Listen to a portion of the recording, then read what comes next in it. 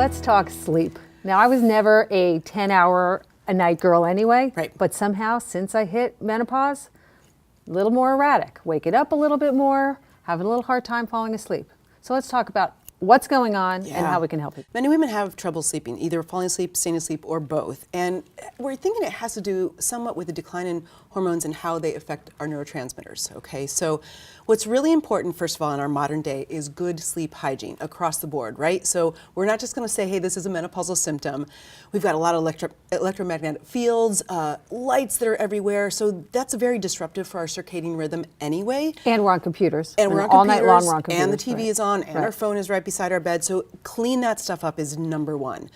There are some wonderful things though that are, have been proven to be effective. Melatonin is a hormone, and that has been great combined with glycine, which is an inhibitory amino acid, about 3,000 milligrams at night. There's been some great studies on getting people to sleep quicker and decreasing the amount of time that they wake up during the night. 3,000 milligrams of glycine. Glycine, right. Yes. And then also, think about 5-HTP. So 5-HTP is actually a precursor to tryptophan, and also wonderful studies on getting people to sleep and decreasing daytime sort of sleep-deprived symptoms.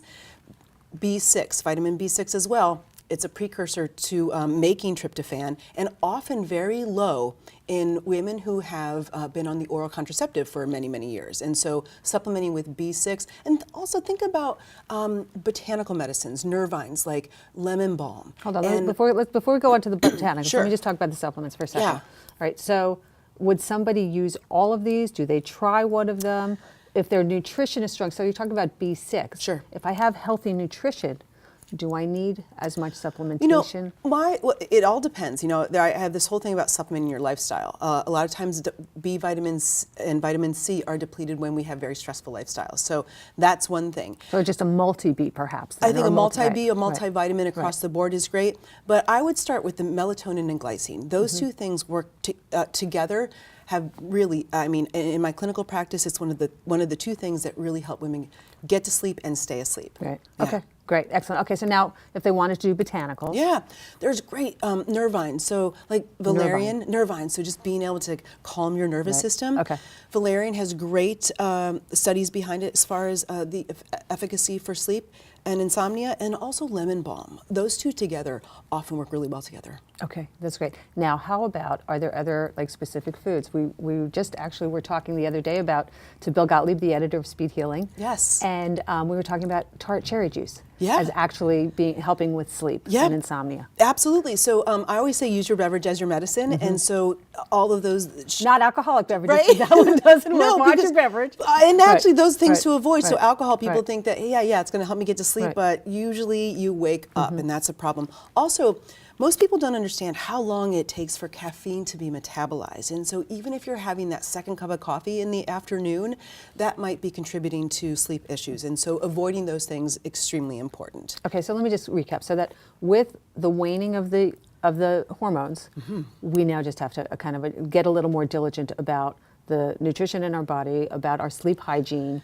and then so that it's kind of a different strategy for managing sleep from here on out. Sure, and I would say that it's important to see somebody who's qualified to optimize your hormones if needed. That is, sometimes imbalances can happen because of many and multiple contributing factors in our modern day, besides just the normal hormonal shift of perimenopause or menopause.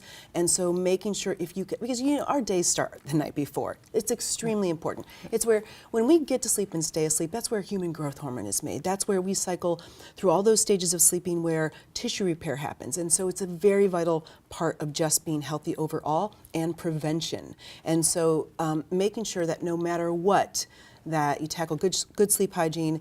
Start with the least invasive methods first, so a little bit of melatonin, glycine. I like the melatonin in the liposomal form because it's easily absorbed, and you can actually take a squirt at night if you do wake up in the middle of the night.